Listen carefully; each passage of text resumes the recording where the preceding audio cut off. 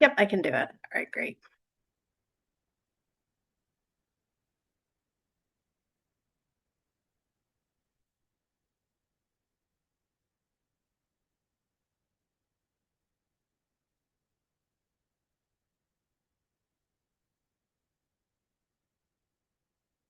All right, so we are second floor. We're a youth helpline of New Jersey, and our slogan essentially is give yourself a second whenever you need it. And I'll go over how we got the name and everything. Um, all right, so here we were founded by our current governor, Phil Murphy, and we are based off of a child line that was created in the UK. So the story is that he went to the UK to visit his friend who was also volunteering on this child helpline, and that is how he got the inspiration to bring this back to New Jersey. Um, and our name was picked by a group of teens. And so, second floor, meaning that there are second other options out there. So, if you do feel like you feel overwhelmed and that there's a lot going on, you can always use us as a resource to just talk, text, call. We have an app now. Um, Instead of self harm or suicidal ideation, you can always reach out to us. And we were founded in 2003, and we initially served only Monmouth County, and now we are open statewide as of 2008.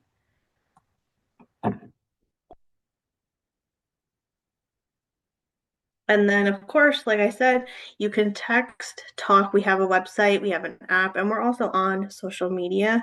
It is a free service, which is available 24/7. And we really just are available to talk about anything you guys really want or whatever is going on.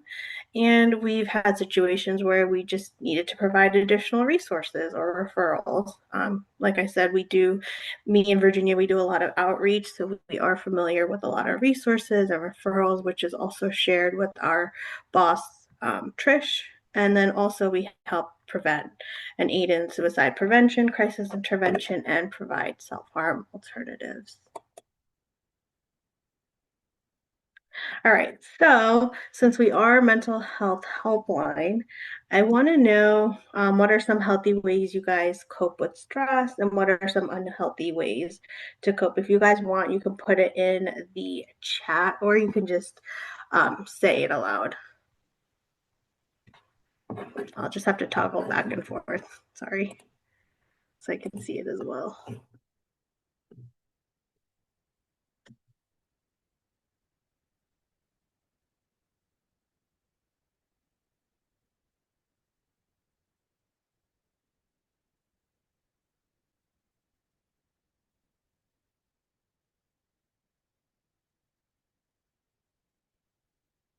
Let's see.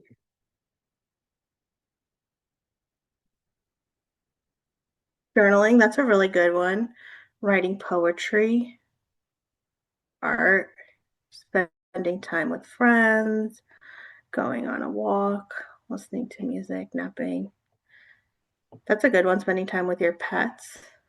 Good. An unhealthy way is procrastinating, doing something you like. That's a good one. Making art, going for runs, playing with my cat. That's a good one too. Going on a walk or skateboarding. Oh, that's a good one. Being outside, I find sunlight helps me. Drawing or walking. Unhealthy, letting stress build up. An unhealthy way is isolating yourself and internalizing feelings. Good.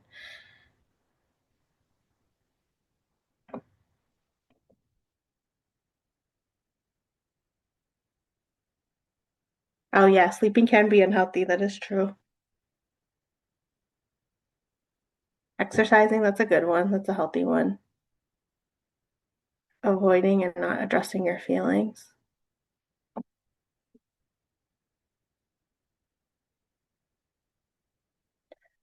Sleeping not enough. Yep, sleep is really important.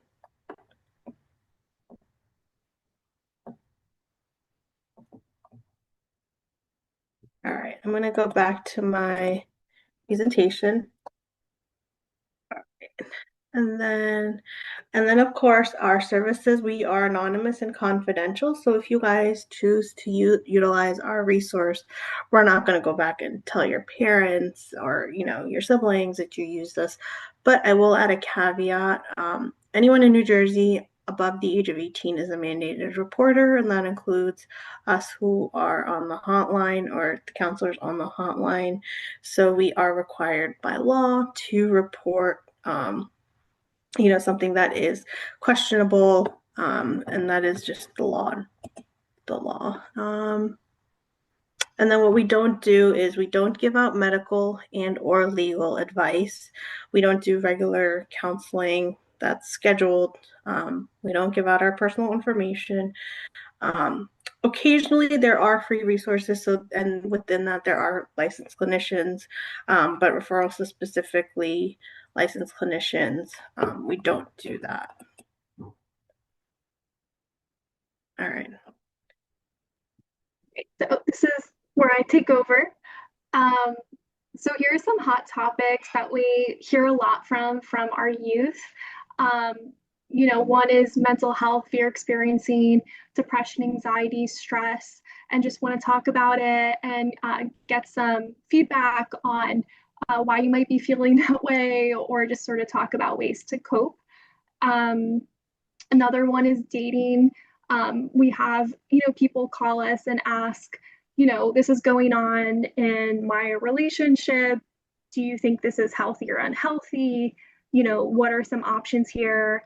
Um, and we can sort of give some feedback on, what you might want to do, or, just have like more of a third party perspective of the situation.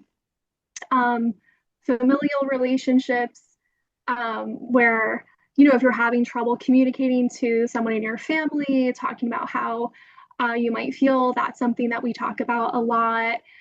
Similarly, peer relationships, that includes bullying, cyberbullying, um, or even kind of conflict between friends sometimes. Um, and issues and stress about school. It totally happens.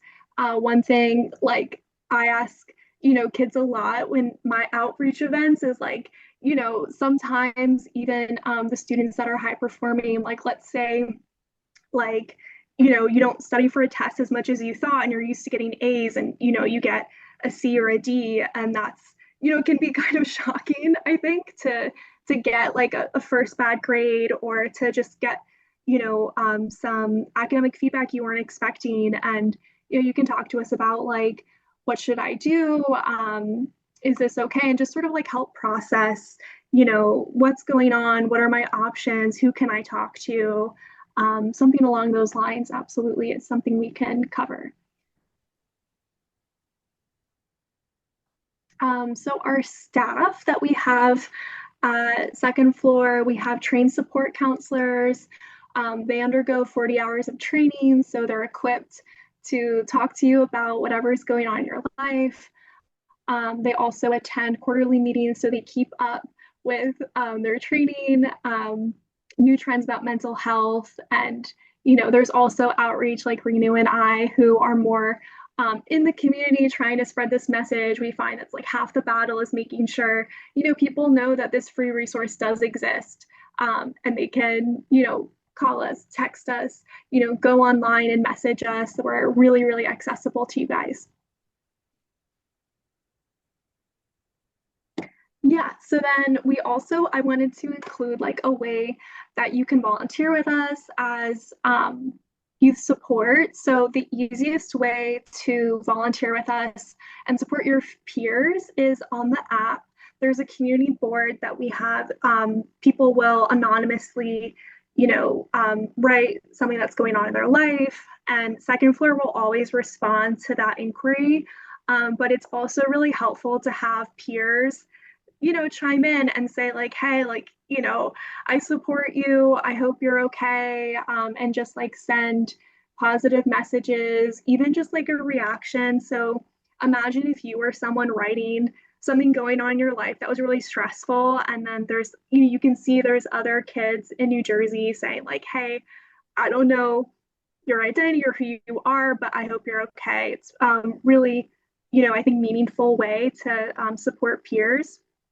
You do need to provide an email to do this. And by doing that, it allows us to clock your community hours so you can get credit for those volunteer hours if that's what you're looking for.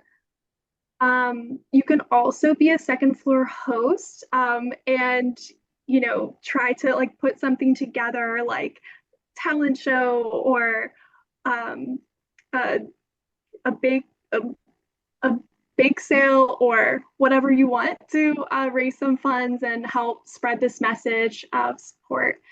So there's different ways you can volunteer with us, but definitely the easiest way is through that.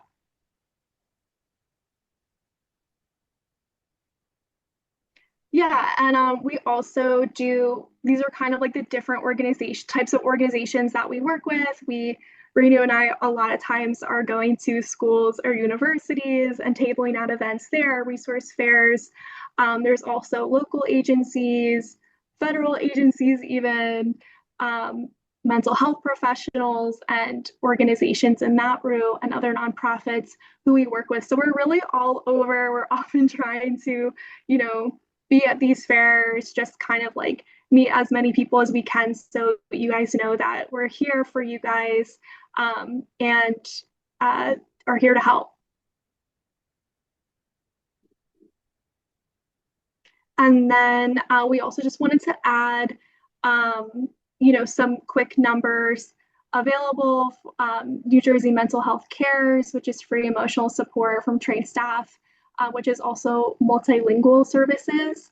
Um, and then we have the suicide prevention helpline and the RAIN helpline, which is for sexual assault, domestic violence, and intimate partner violence. And lastly, the suicide crisis hotline. And then this is our information with our names. So that's our boss, Patricia, and then my name, Renew, and Virginia. And then do you guys have any questions? You guys can put your questions in the chat or ask us directly.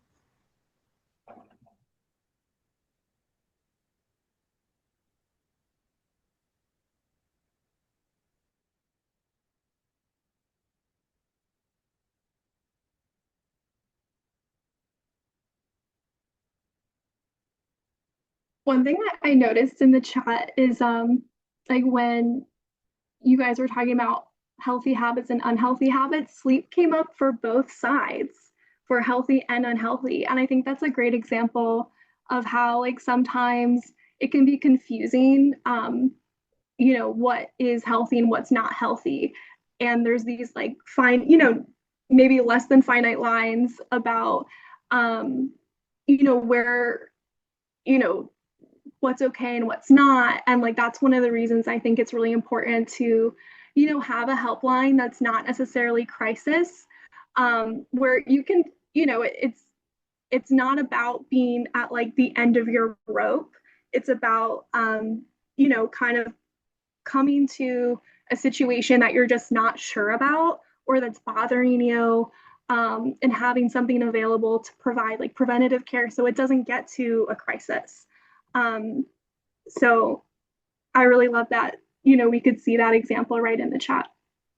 And I think it's also important, as we're growing up and we're in school and college, and we're developing friendships and relationships. It's really important that we know and understand what an unhealthy and healthy relationship could look like in friendship.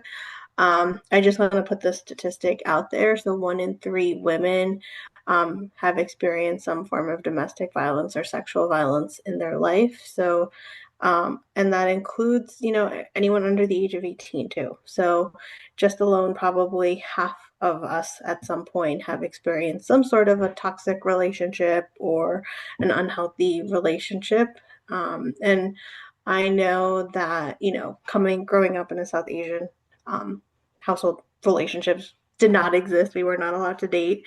And, I didn't know what unhealthy and healthy relationships looked like. And if, when I was growing up, if I had known about second floor, I would have called and asked, do I think this is healthy or unhealthy, and I've spoken to the other counselors um, on the hotline as well, and they say that, no issue is too small and no issue is too big that we can't solve it together. And you don't have to go through these things alone. And I know it's hard to open up to your parents or a sibling, and sometimes you just want an unbiased opinion about a situation. And I think that's you can use us for that.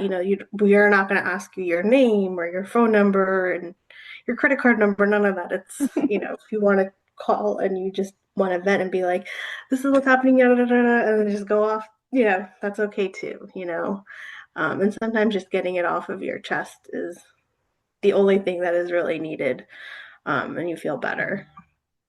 And I also want to add, in terms of access, the app is a very well done, fun looking app. It's really easy to find resources. You can even just like kind of scroll and see what other kids are talking about. And I always encourage you guys, even if you're like, I feel good, I don't feel like I'm in need, like to just have it on your phone because again, it is 24/7. So you could wake up, let's say at 3 a.m., and just have something on your mind, and you can call second floor, or you could like chat with us on the app, and someone will be there to talk to you. So, you don't want to have to like remember, oh, like what was that presentation? What were those people talking about?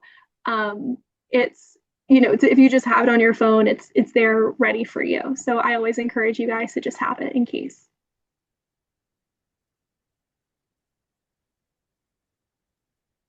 I'm curious if some of you had heard of second floor before. Anybody want to put like a little emoji in the chat if you'd heard of second floor before?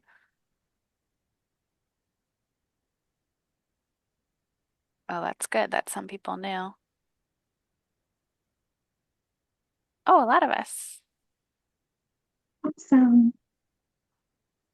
Well, and anyone hearing about it for the first time want to put an emoji in the chat?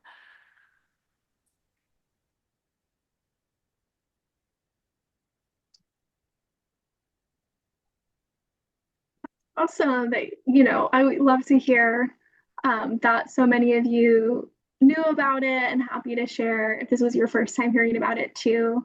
Um, and yeah, and I also encourage you guys, like, if you know someone who you think could use the app or could use our number, it's so important that, again, like, half the battle is just making sure that you guys know that it's there and it's free and it's anonymous. So, there's no harm in contacting us.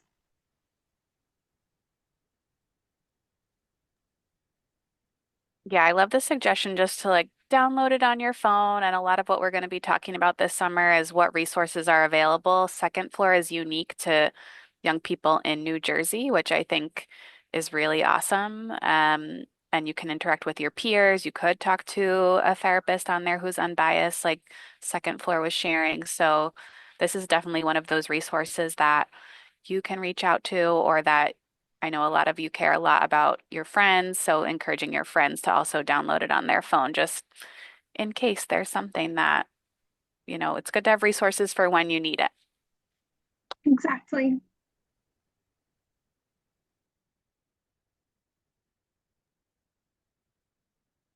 Ariel, what did you just say? Could you hear me? Well, I stepped away from my laptop for a Oh, little bit. okay. Could everyone else hear me? I just want to make, okay. Um, I was just highlighting some of the awesome things about Second Floor and that we can download it for ourselves or for a friend. Yeah, it's really awesome. We love you guys so much.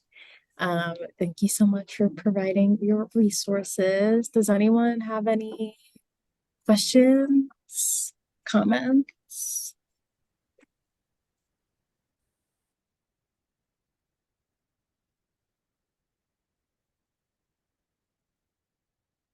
All right. Well, with that being said, everyone say get off mute and say thank you, second floor. Everyone get off mute. Let me see. Let me see them. Get off mute. Thank you. The Okay. second Thank you floor. so Thank much. you. Thank you. Thank you. Thank you all so much. It was a pleasure having you today. We really appreciate it. No problem. Thanks for having us. Of I think we're gonna stay course. on, I think, for the next Yay. Okay, oh yeah. awesome. Cool. That sounds great. All right, so let me share my screen for you all so we can get into it. First, we're just going to go over some of our community agreements that we agreed on last week. So let me just share my screen here. And Ashley will be taking this away.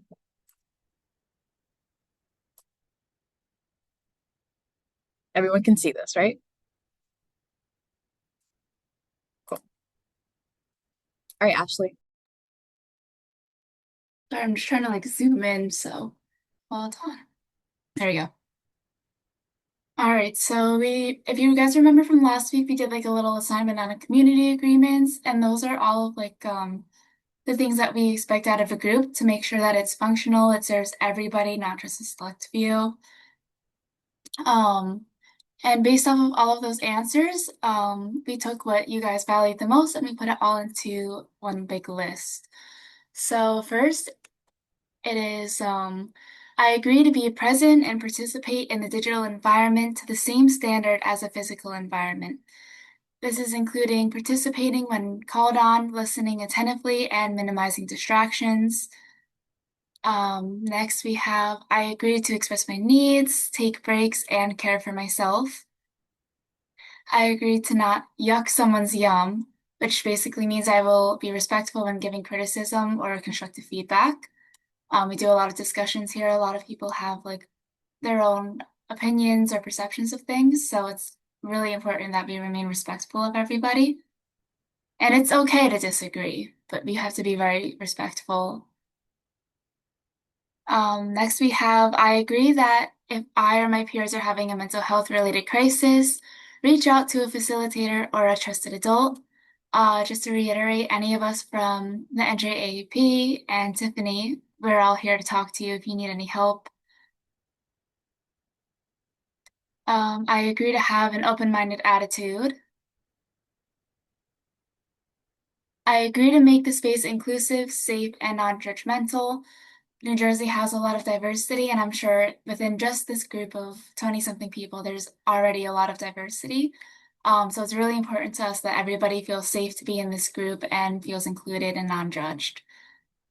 I agree to be brave and speak my unique truth. I agree to communicate and collaborate with my team whenever possible. I agree to being, I agree to be I agree to be open to connecting with others, receiving feedback from the group, and hearing others' opinions. I agree to challenge my choice and to share only when no. I agree to challenge my choice and to share only when I feel comfortable doing so. I agree to remember that differences of opinions on certain things aren't a bad thing, just because everybody comes from different backgrounds. I agree to embrace the shared awkward silences, which I think is a personal favorite of mine. You love the awkward Zoom silences. Oh, oh my gosh. There we go. I agree to give positive reinforcements and acknowledge when my peers are doing a good job. I agree to ask questions if I'm confused. And lastly, I agree to look at things as an opportunity to grow more this summer and beyond. So the things that we learn here, I think it's really going to help all of you guys grow. And I really hope that what you take from this program are things that you can carry on with you for the rest of your life. And that just about sums it up. Does anyone have any questions about those, or if anyone wants clarification?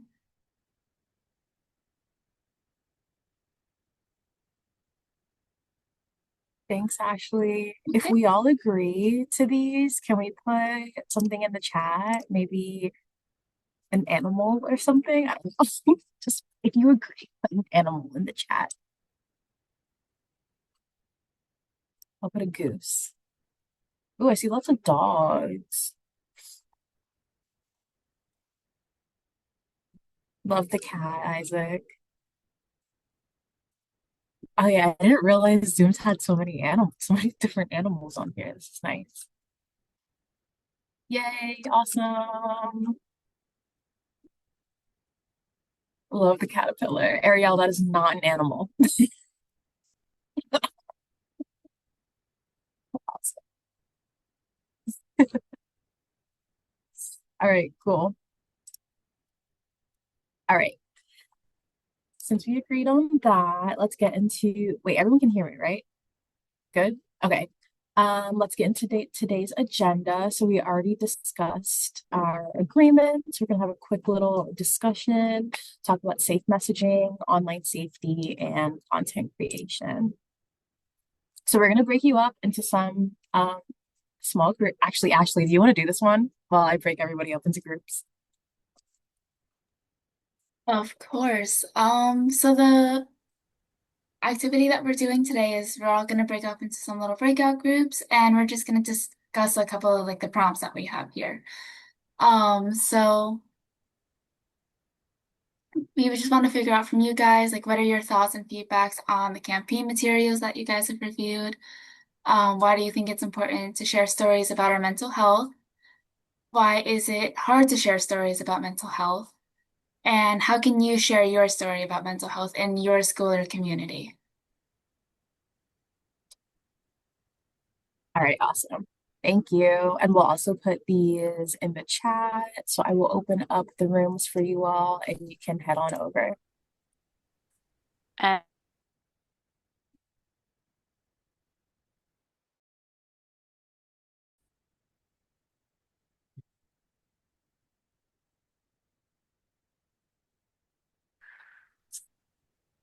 so if you want to follow along with other groups' answers, feel free to follow along in the Google Doc. I just shared the link again. I know Lynette and I are very visual people, so we always like to provide a visual where we can. And any group want to go first? I think we can go first. Yeah, Shane, jump in. So for the first question, we all agreed that we relate to the campaign ads and the materials because well we liked the ones that had like included like pictures of people more because it felt more like personalized to you. Um for the why do you think it's important to share stories about our mental health? We said that like talking about mental health um shows people that they're not alone and that it can really reassure another person that others are in the same boat as you and that mental health is like an acceptable thing to talk about. And for the next question, why is it hard to share stories about mental health? We said like for some people it can be very hard to be like vulnerable um and open up because they're afraid to be judged. Um And then for the last question, we said we can share stories by like opening up to a trusted group in your school or community, like even if it's just your friends, or it could also be like a figure in your life, like a guidance counselor. And yeah. Definitely. And I heard you all say in a couple of different ways, just really that it's important and it's hard because of stigma. And so I appreciate you all talking about, how sometimes we can feel judged or it can be difficult to share our stories. And so I think that's a lot of what we'll be talking about this summer too, and how we can all act in ways to really represent healthy mental health and try to alleviate some of that stigma for folks. Thanks, group one. Oh, that was not group one. Lynette's laughing at me. Okay. Thank you, group three. And Shane, who wants to jump in next? I could jump in next. Go ahead, Isaac. Yeah, so we also really liked the campaign materials. I think what we were talking about was that we felt like they took it seriously and it wasn't really, they weren't superficial and they felt pretty authentic. Um, I think one critique we had was that it could be a little bit more clear at times, I think, with the messaging and the way it's formatted. But overall, we thought they were all really good. Um, as for why it's important, we were talking about how um, it kind of shows people that they're not alone when you talk about mental health, and the more exposure that you build, the more people are prepared to deal with crises as well, which I thought was a really good point. Um, as for why it's difficult, we were talking about how it's kind of challenging to bring it up in normal conversation, and you need kind of like the right environment to do it. And it's also people want to avoid burdening other people, which can be a huge hurdle to get over. Um, and then the other thing that we were talking about is I think it can be difficult to kind of find the language to talk about it. And before you start sharing things about yourself, you need to do the introspection and really think about yourself. And I was kind of thinking too, like, I think some people had the idea of like, if there wasn't stigma, it would be just really easy to talk about mental health. But I think even if there wasn't stigma around mental health, it's still challenging to kind of look into yourself and start talking about things because, um, you know, looking at yourself truly, I think is challenging. Um, and the last thing, when we're talking about how you can share your stories, I think one of the things we emphasize is like being first and kind of taking that challenging first step to be open about yourself. And then also letting people know that they're not alone in what they experience so that they feel encouraged to do the same thing. Yeah, definitely. And mental health can take a lot of different forms. And I agree with Lynette, beautifully said. And sometimes we've had really challenging experiences that impact our mental health. And so that's why it can also be really difficult to talk about. And so, yeah, there's never any pressure to share stories and definitely, want to make sure that it feels good and authentic to us to share our stories. And we're going to talk a little bit later about some ways that we can do that safely. But yeah, that was awesome. Thank you, Isaac. And group one, that was officially group one. Who wants to jump in next? I can go next if that's okay. Yeah, go ahead, Danielle. So I was part of group 2. So we said for our feedback on the campaign materials, we also said we really like the ones with the people more. We specifically mentioned the one that was like the people were in black and white at the bottom. We thought it was really cool to include not just people, but like people of different backgrounds, just so that way it shows how inclusive it all is and that everyone has mental health and that everybody matters. We also like the phrase "your voice matters" to show that each individual person can make an impact, like no matter what you're doing, as long as you're talking about preventing suicide and things like that, it really does have an impact. For the second question, why do you think it's important to share your stories? We said that um, to show that nobody is truly alone in their struggles. And we also said that it's like to break the stigma as well. It's good to talk about it. So that way everybody feels like that they're not the only one struggling with what they're struggling with, and that it's easier to talk about mental health since it's a thing that affects so many people. Um, it can be hard to share stories, we said, because of feeling vulnerable and feeling like you are alone in that. But it's really important to share your stories so that way everybody understands that there are struggles that we all go through and that they're all valid and they're all important and the feelings that we feel from them are the same.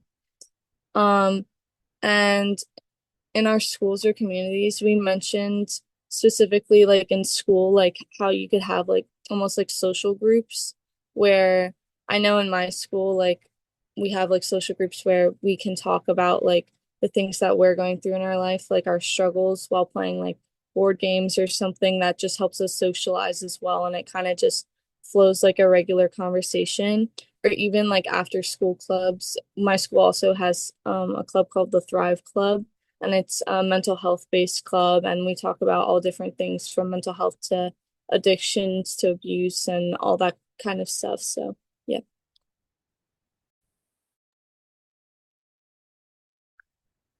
Thanks, Danielle, and group two. And yeah, I think you made that club sounds really awesome at your school, and I'm sure folks have similar clubs, so I think that's a good place to start. Um, when doing outreach and when sharing our stories. I also like that you mentioned, you know, in the general public, most of us have experienced a mental health challenge or situation at some point, even if, it's experiencing some anxiety about something in our everyday lives. And so, yeah, I think more people can relate than not when we share our stories. So I appreciate your group talking about that.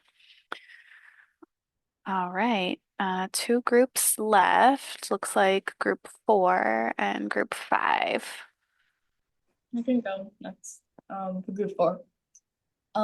So we talked about like how speaking up can like really help with like people not feeling alone and for them to be seen. Because if like someone can just like relate even like a little bit, it's like, oh, I'm not the only person going through this. And it can really help build a connection and really help with like making relationships with other people that's like formed with like a strong foundation. And also we talked about like how it can be hard and we talked about how it can be like cultural or like with like family structures. It can be hard because sometimes like mental health is like stigmatized or it's like taboo. Like you know, we talk about it, it's not a big deal. And it can also be uncomfortable to like accept that you can take space. So like it's okay to feel that way. But they're like, oh, like other people probably go through like worse stuff, so it doesn't make sense for me to go through that. And also like when we share, we show like others that it's like possible to like go through like really hard stuff and to keep going. And it can encourage other people to like speak up and get help and like to feel like seen. And it can be like scary or messy, but it opens the door to like connection.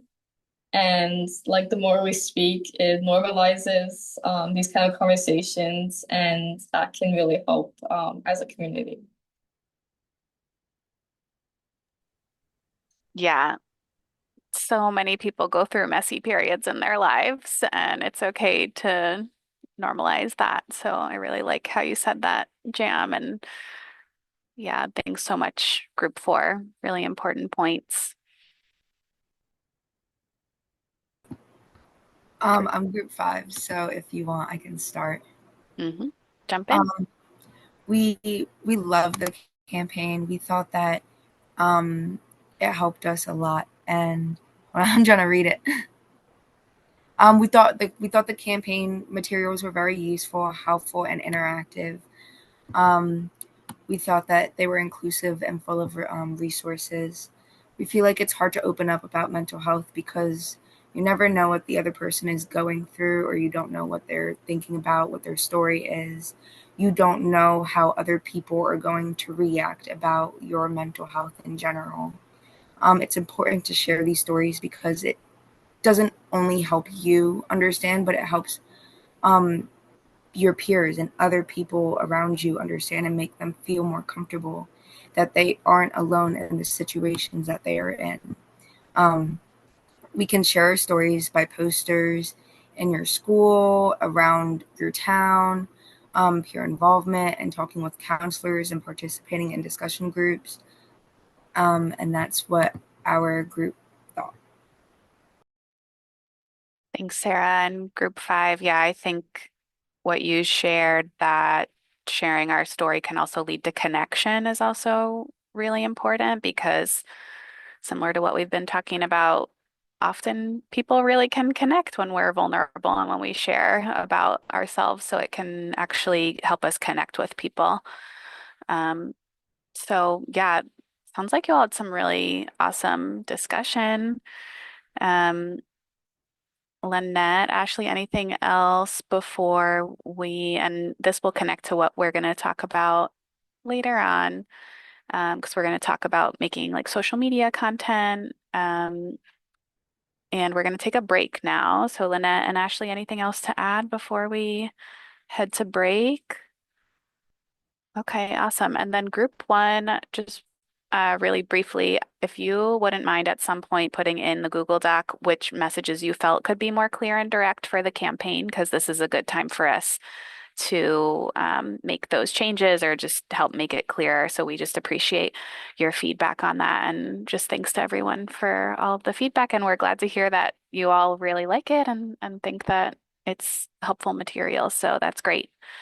Um, and if you do have feedback, just write it in the Google Doc. But okay, so we'll take like a 10-minute break. So we'll come back at 11:17. Does that sound good? All right. See you all soon. Thanks for having us. Thanks for Thanks, second coming. floor. Appreciate y'all.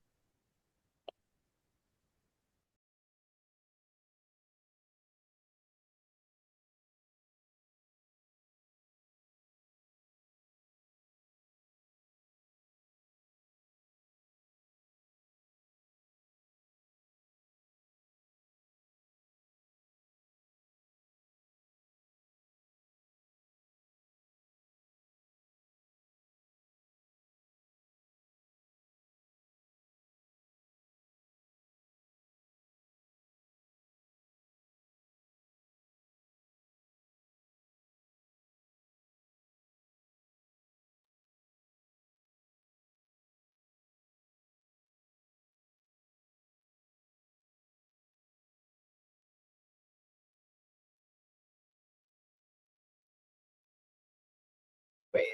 Oh, wait.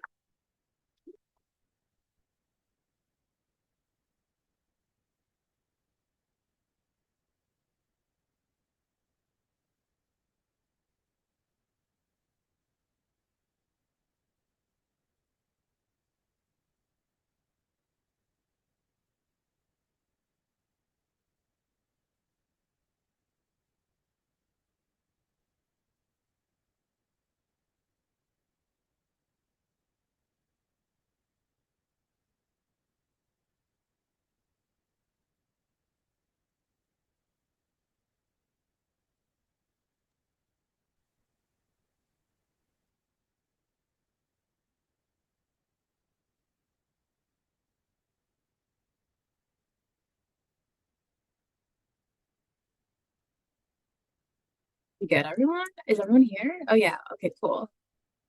I think so, right? Yeah. Okay. Hey, everybody. Hope your break was good. Um, so we're actually going to take 2 minutes right now to take. This is my phone. This is my background. It's really cute. It's a cat. And we're going to download the second. So let me actually put the. Or Ariel, did you put it in the chat before? I think you did. Do you mind resharing it? Yeah, for sure. Or if you look on the App Store or like Google Play or like whatever y'all use and just type in like second floor, it should show up.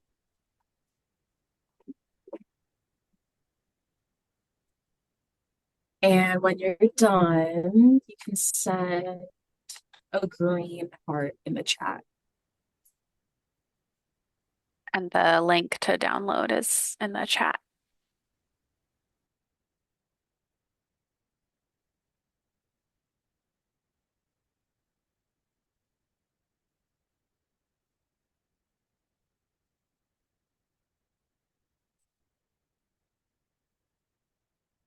Oh my gosh, you guys are quick.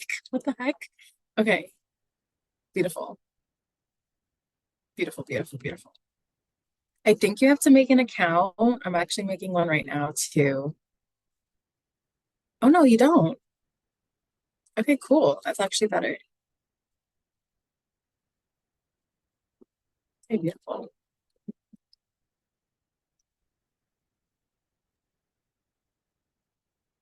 See I a thought couple that people still working. Oh, what's up, Ariel? just saying the opportunity to volunteer is kind of cool too, to help out peers. I didn't realize that that was an open opportunity. So we'll have second floor's information in Google Classroom. So if that's something that you're interested in, one of our previous youth associates, some of you know her, Carly, she actually did the text support for 988. So there's a lot of ways to get involved, whether with second floor or with us, of course, or other organizations.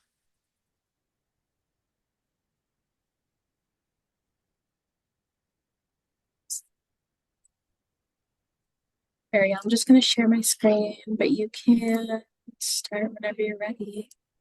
Sure. Um, and awesome. So Ashley and I are going to talk a little bit about safe messaging. We started talking about it with SPTS last week, but we'll go through some tips that are in our toolkit. And then Lynette is going to talk about content creation too, because we're going to start to talk about making some content on social media.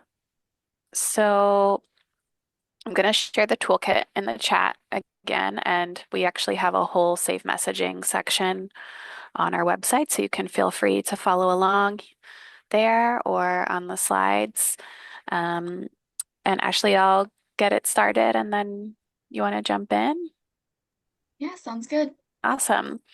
So safe messaging, again, we talked a little bit about it, but when we share, whether it's our story or really anything about mental health, and especially if it's talking about suicide prevention on social media, we want people, when they read our post or see our images, to feel safe and empowered to take care of their own mental health, instead of having a negative emotional reaction to it. So, and then also there's a lot of stereotypes that we'll talk a little bit about that we see as trends on social media. And so we also want to avoid putting out information that isn't correct. So, some things that we can do, like our main tips for just making sure that our messages are safe, are providing a resource. So, what's one that we learned today? Second floor. Yeah, we Floor. all have it on our phones now. So it could be something really authentic on social media, like, hey, I downloaded the Second Floor app. Do you have it? It can be really as simple as just sharing a resource that's helped you or helped a friend. Um, we always want to keep strength-based themes. So two that we really like are hope. So if it's okay to share something that's challenging or something that you've been through, or something that's challenging with our mental health, but bringing it back to that hope and that encouragement that, like, this was really challenging for me because I went through a really tough time, as a senior in high school, or a time that you're reflecting on that was really difficult.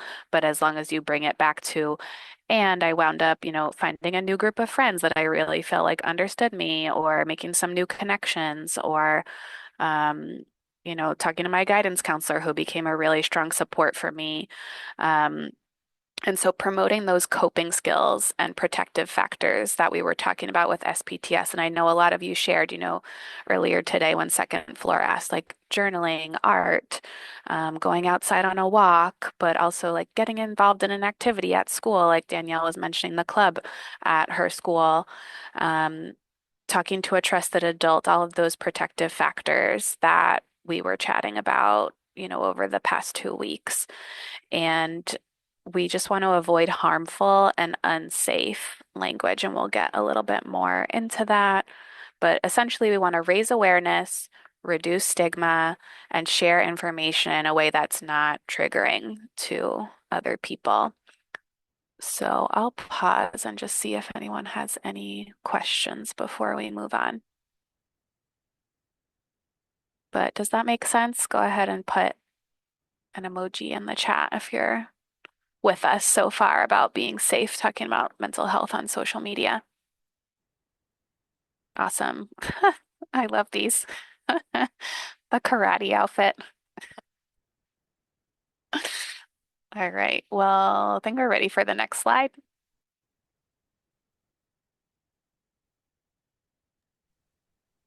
All right, so there are definitely a couple of safe messaging don'ts. So the first one is romanticizing suicide. I think this also goes in hand with sensationalizing suicide. And when we think about that, so we can break that down for a second. So when we're thinking about sensationalism, it's taking a story or just some sort of like some story or like narrative, and then at the expense of like its its accuracy, or like like making it seem more grand to provoke some sort of like interest or like excitement about like that story itself. So it's kind of like an exaggeration to generate like extra interest or like some sort of like shock value or reaction from people rather than just stating it exactly how it was. But just something that we don't want to do. I don't know if you guys were like, I mean, I think I'm in the age group, but I don't know if you guys were old enough for when 13 Reasons came out, and there's a lot of backlash about how it romanticized suicide. When I was first watching it, I didn't think that it romanticized suicide because I was like, what do you mean? Like it's talking about these issues, like isn't like that like enough? And it didn't take me until longer to realize, oh, like they portrayed suicide in a way that made it seem like grander than itself, like this form of like justice seeking, and that's not what we want to do when we're talking about these stories. Um, so yeah, another safe messaging don't would be to not say committed suicide. We talked about this a lot with the SPTS. Just saying committed, it just has this connotation of you're doing something wrong, or you're like you're doing something wrong, you're like committing like something bad, or like it's like this like finalized thing. Rather than saying committed suicide, we might say died by suicide. Another one would be reinforcing stereotypes or myths. There's a lot of like myths and stereotypes and stigma floating around suicide. Some of those might be, and if like you guys think of any other important ones, let me know. Some like stereotypes or myths surrounding suicide might be, oh gosh, Actually, I have one that I hear a yeah, lot, even like in my friend group. Um, People will be like, "Oh, the weather is so bipolar," or like my cat is acting so schizophrenic right now. Like I'll hear like stuff like that. yes. Oh, another one that I hear a lot is like, oh, like that is like so OCD. And I have a personal bone to pick with that. Just general PSA for everybody. OCD isn't just about cleanliness, tidiness, or like this need for like organization. It's so much more than that. So when we talk about these certain things, like it's like saying, oh, like the weather's so bipolar, it like further um like it like further reinforces this idea that bipolar is something that like, oh, like somebody's happy one minute and then like angry the next, and it's just so much more than that. The same way that something like obsessive compulsive disorder is so much more than just being clean or organized and tidy, which not a lot of people are aware of. But I could go into that one. Oh, the way people have used the word autistic recently is another good example in my, Yeah, yeah. Isaac, I've heard that a lot too, like especially on TikTok and everything, even like ADHD as well. And like that's a whole other thing we can go into, like people self-diagnosing or diagnosing people based on like arbitrary characteristics. But yeah, that's something else too that I've seen a lot recently in the last like 3 years, I think. Yeah, just to add that these are people, these terms are people's real experiences, as we all know, and they have actual symptoms associated with them that when people are educated about them appropriately, it can actually be empowering for them to have that knowledge, to understand themselves better and their experience and what they're going through. And so sometimes when these terms are used casually or in like a joking or stigmatizing way, it doesn't allow people to have that empowering experience because they're feeling badly or like it's something that they're not supposed to be that way. Um, so yeah, appreciate everybody's examples. Here's another one from Jam. People who are suicidal or self-harmers are just seeking attention.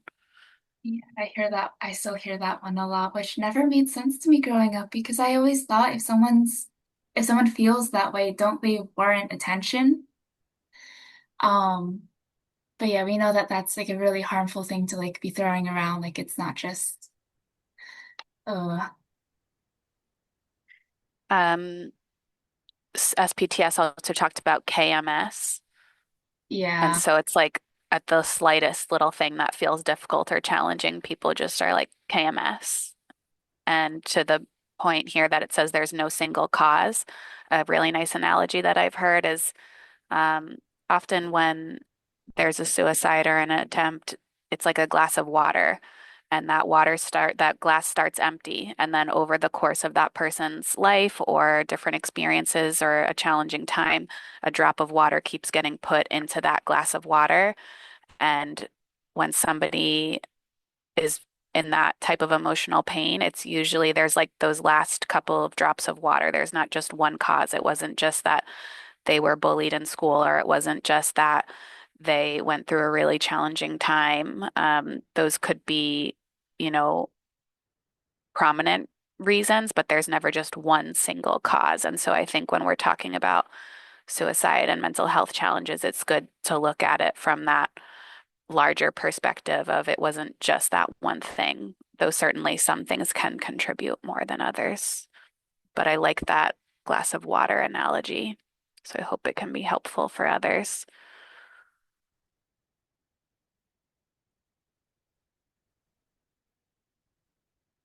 Isaac said, I think bipolar disorder is also not just romanticized and stereotyped, but even sexualized in some cases, which is even more problematic. Borderline Oh, personality. borderline Yeah, personality yeah. disorder. Know if you guys are following Love Island, but a lot of people started talking about borderline personality disorder and what that looks like.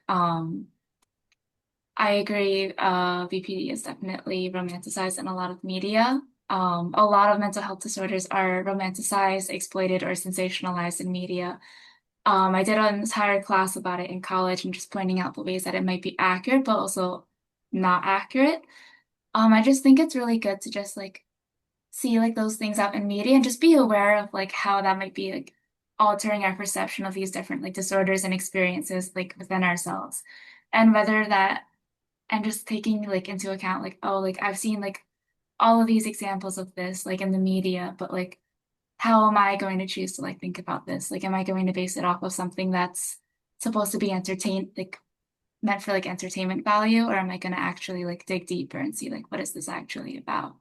Hmm. Is Yeah. there an example, Ashley, of like a media or Isaac, since you shared the either of you want to share?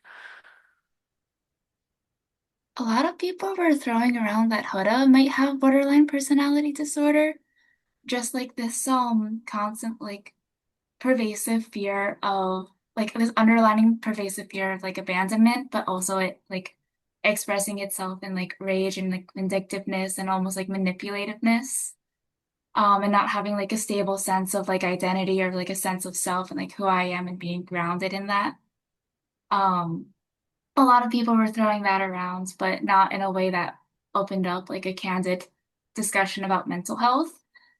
Um, like it was more a lot of people were throwing it around like, oh, like this girl has issues. Let's keep voting in a way that makes her issues worse and keeps her on the Yeah. island longer so we can keep laughing.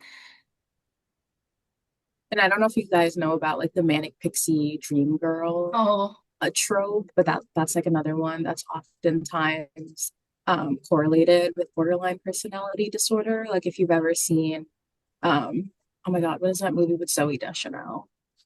500 Days Oh of yeah, Summer.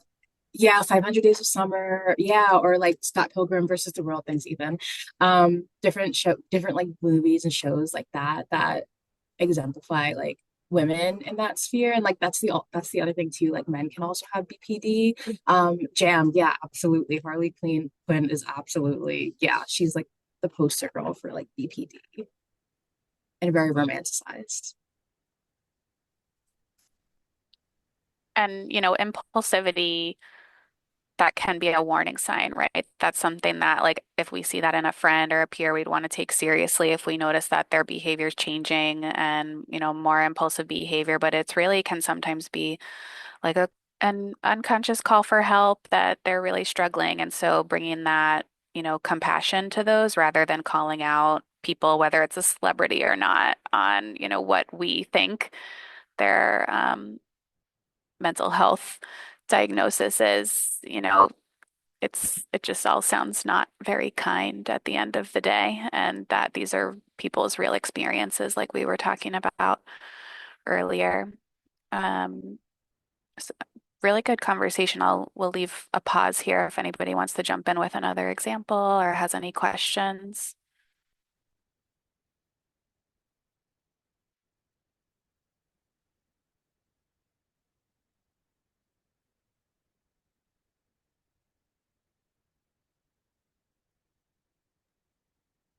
All right, then we'll just go over the last safe messaging don't.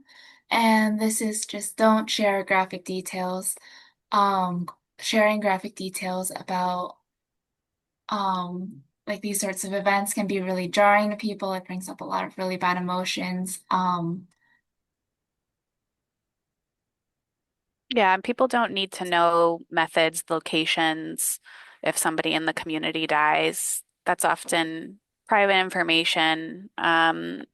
And while we might be curious about it, I know certainly I got a lot of questions that felt pretty inappropriate when my sister died, but it's okay to set boundaries and not share that information. Also, we're not trying to have it be something that's contagious or trendy, or, there are some situations in communities where unfortunately, you know, it is more glorified, romanticized rather than seen as something where somebody needs help. So just some things to think about when you're sharing on social media. And if And somebody happens to just share the details with you, let's not keep sharing those details too, because there's a good chance by the time it's reached you, like five different things have changed and it's become grander than it actually is. If you mhm. hear something that seems like explicit detail that you think shouldn't be shared, just don't share it. It's okay to just hold on to something yourself and just let it go. Um, that's also how rumors spread, and I'm not a fan of spreading rumors either. So just don't share graphic details about these situations. But that covers all five of the don'ts now. Does anyone else have any questions about these or want to add anything before we move on?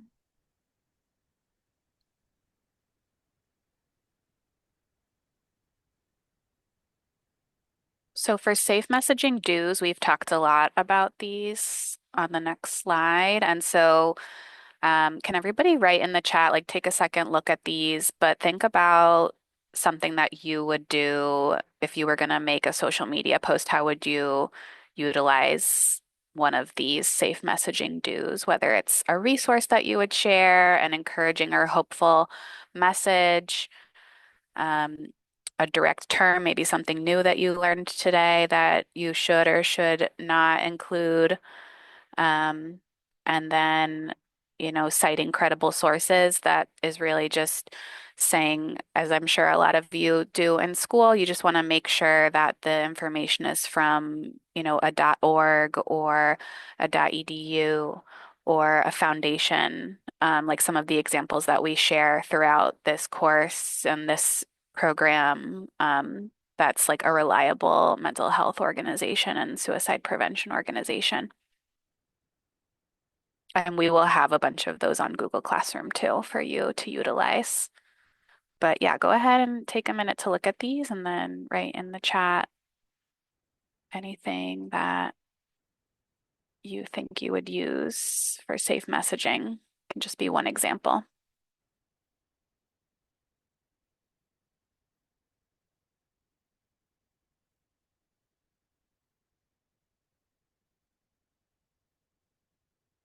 All right, so we have share a confidential and trusted resource. Nothing wrong with acknowledging the pain you've been through, but using that and showing how you've evolved or grown from that is important to focus on positivity. Absolutely. Include links to resources such as hotlines and ways to connect with people who can help you. Yep, second floor 988 is another really great resource to share. Use kind and uplifting messages while encouraging them to seek help from a trusted person. Yep, being careful with our word choice, definitely. I would use the message, give yourself grace, the grace you give others, definitely. Include the 988 hotline, absolutely. I like that too, Erin, because it's encouraging people to be, compassionate, not just towards others, but towards ourselves too. Not to sound authoritative, be personable. Yes. They feel like they need to vent anonymously, take advantage of resources like second floor and 988. Yeah, definitely. All right. Well, appreciate everyone's attention. Ashley, anything to add? And I think we can go to the next slide just to wrap it up. So essentially, oh, we had one more. I would make a simple post with a collection of inspirational or motivational quotes on each slide and with a credible resource linked at the bottom, since I know a lot of people like to share motivational quotes, definitely. That's fun. Yeah, and everyone's going to have their own style. Some people are going to feel more comfortable making a video. Some people are going to want to share their personal story. Some people are going to want to share, quotes and things like Danielle mentioned. So you can certainly put your own spin on it and what feels like you. But essentially, when we post on social media, we don't want to further any risks or traumas related to suicide. And we want to create access for people to get resources. We don't want to encourage any myths. We want to share correct information. And there's also ways to keep it hopeful and strength-based. And even though it's social media, create that connection and authenticity for others to feel inspired and also to feel motivated to work on their own mental health. Anything else, Ashley, before we pass it back to Lynette? I'm all good on my end, and I think everyone shared some really awesome stuff. So thank you.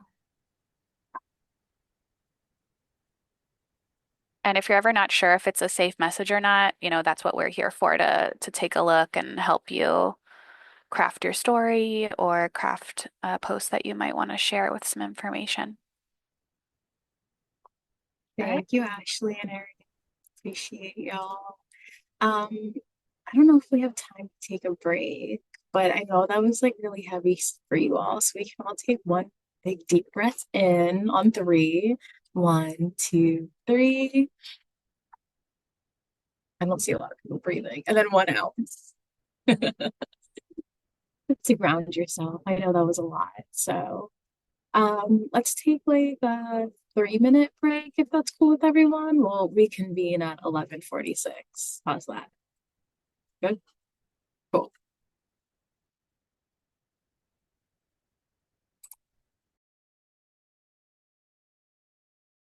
So thanks, Ashley. Seems like a lot of you all already know a lot about content creation, so I'll just go through the basics. All right, so there are 5 of the biggest things when you have to think about when creating content, and that is the purpose, the message, the audience, the planning, and the environment. So the purpose, and I'll get into a little bit more about exactly what content that we'll have you all creating this summer, but for the purpose, for our campaign, it's to inform, spread awareness about suicide prevention. Coping strategies are really anything related to mental health. We talked about the messaging a little bit, focusing on the hope, resiliency, protective factors, different things like that. Of course, our audience is for youth because our campaign is for youth and by youth. Y'all are the youth and your peers are your youth as well. And then when it comes to planning for certain content, we recommend writing a script to help you prioritize your message, to keep it concise, and make sure that you're not going too off topic. And then I'll talk about the environment in the next slide. But does anyone have any questions about these quick little pointers when it comes to thinking about creating content, or anything to add that you've done when creating content for your club or school?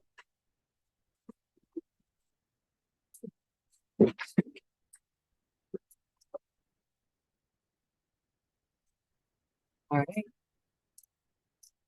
Next, we're going to talk about the filming environment. So you don't need any crazy expensive camera. Honestly, you guys can just use your phones. but the environment is very, very important. So you can use a tripod or a phone stand, or even you can keep it really simple with like a stack of books just to make sure that your phone is leveled. So you want to make sure that it's literally leveled to your face. Want to make sure that it's not too low. We don't want to see up your nose, that's gross. And we don't want to go up too high either because that distorts your face. You want to make sure that you're using natural lighting or indoor light that faces you. I actually have a best practice here, which is actually really funny because it's just some random guy who's like, can everyone see this? It's literally just some random guy that like shows like good lighting. So as you can see, the backlight, that's really bad because we can barely see him. We have the below light. Honestly, it looks really creepy and scary. So we want to make sure that we're not doing that. And then we have some good examples here. Not this one, but these two. So like good indoor lighting or good natural lighting. Honestly, I think he looks the best here. Make sure that your camera is in front of a window, or like I said, either some combination of indoor lighting or natural lighting. All right, and then you want to try to eliminate background noise as much as possible. If you need to, you can use your headphones. Do you guys ever see those people on like TikTok or Instagram who have like those microphones to kind of like isolate the noise around them and just focus on their voice? Not necessarily saying you have to do that, but you want to make sure that you're eliminating background noise because it could be super, super distracting. And then look for an aesthetically pleasing background with minimal distraction. So either that could be like literally a white background that you have in your room. Let me see who, Grace, you have an awesome aesthetically pleasing background. Love to see it. Soria, perfect background. Just a white blurred background is awesome. You just want to make sure that there's not too much distraction. You can even be outside. Somewhere in nature is always really cool, especially when you're talking about something heavy like mental health. And if you choose to walk and talk, make sure that you do it in a well-lit area and try to avoid areas that can be recognizable if you're filming near your home because your safety comes first. And consider this when you're filming near a window in your home too. You want to make sure that people don't exactly know where you're filming, just in case for safety reasons. And most importantly, just make sure to have fun and be yourself. So you have the choice of two different assignments that are due on August 4th that we're going to have you all do for creating content for our social media and our campaign. So you can either do a mental health fit check, you can create a couple of beams, or you can make a suicide prevention awareness video, and I'll show examples in the next slide. But you're going to be choosing two out of the three options. Okay, so for some examples of memes, you guys might have seen this already. These are in our toolkit online, but these are some examples of memes that our awesome youth planning committee made last summer. And then we have a mental health fit check and then a suicide prevention awareness video that I'll play. Actually, I realized that I might not have shared the audio, so let me reshare my screen really quickly. While you're doing that, Lynette, I also just wanted to share, we'll share some prompts too, and that there's more examples on the toolkit as well, but we'll share some prompts. Perfect. Thank you, Ariel. Okay, let's do the mental health fit check first. Hey, my name's Lynette, Oh, and no. this is my mental health fit I didn't check. need to put this one. I'm wearing these really cool Uggs because it's cold outside and I want to be comfy. I'm also wearing these baggy pants because I hate tight things on my skin.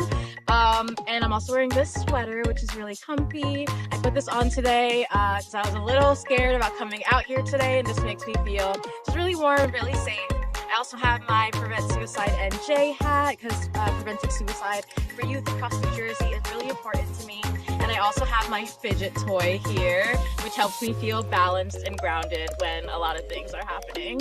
Thank you. Okay, I did not mean to put that one. I literally meant to put a different one on there.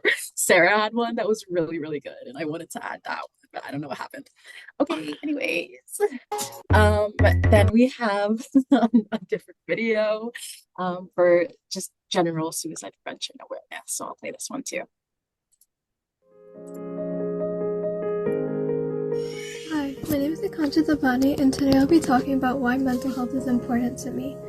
Mental health is important to me because, as we've seen during COVID, there was a rise of people who were unable to concentrate on their work or who dealt with mental health problems, and not many people addressed it, and the school didn't really address it either. So I felt it was important for this topic to be talked about more and to really let the kids know that someone is out there to help them.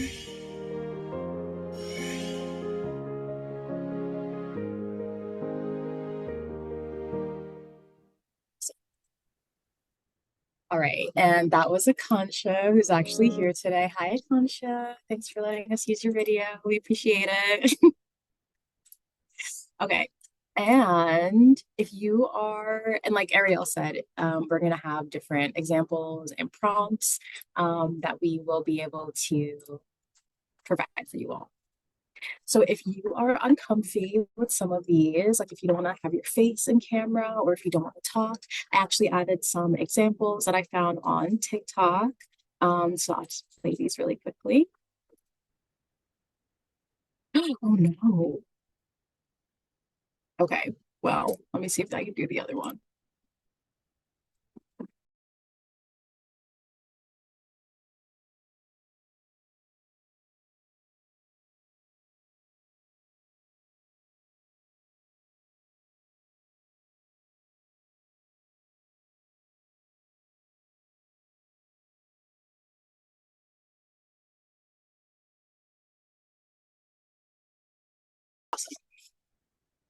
All right, so like I said, that's if you are feeling a little uncomfy with talking on camera, you can just show your fit, add some text there, and add a really cool audio in the background, maybe something that's trending.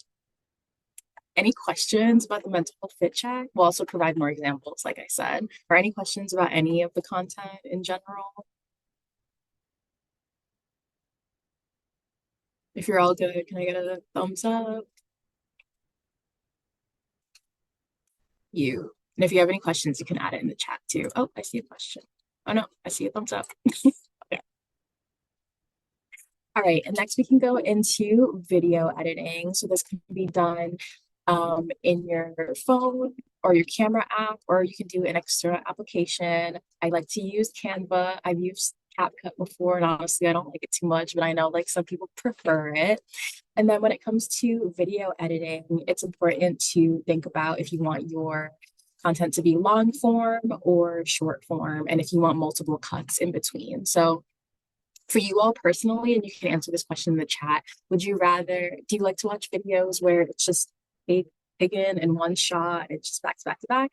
Or do you like when there's multiple cuts so you can kind of focus your attention on different things?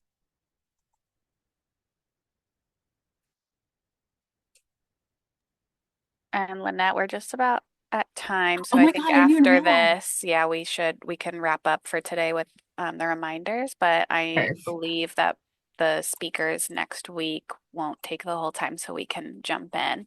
Yeah, we where will we left definitely go off. back. Yeah, we'll go back to some of this because we have some really cool stuff about internet safety that we'll go into, and then I'll go a little bit more in depth with some of the content creation. And if you have any like questions or anything about it, you can email myself, you can email us at the NJAP or the YPC email, and I will add that in the chat too. But just a reminder, we do not have our meeting on Thursday, so that way you guys can celebrate the holiday, even though it's the next day, but we just want to give you guys a little bit of a break. So we'll see you back here next Tuesday on the 8th. Just a couple of reminders. Don't forget that your reflection is due on Sunday. We're also going to ask you to do the content request form, which we'll add to the Google Doc for you all. I realize that some of you are having issues logging into the PSNJ portal for the safe messaging course. So just don't worry about that for now. We'll figure out what's going on and then be able to bring that back to you. And then if you haven't done these assignments, just make sure that you get them done by Sunday. And then we'll talk more about the in-person event on July 22nd and provide a permission slip for you all and confirm travel stipends. So thank you all so much for your attention. We really appreciate you all, of course. I hope you have a great and safe holiday weekend.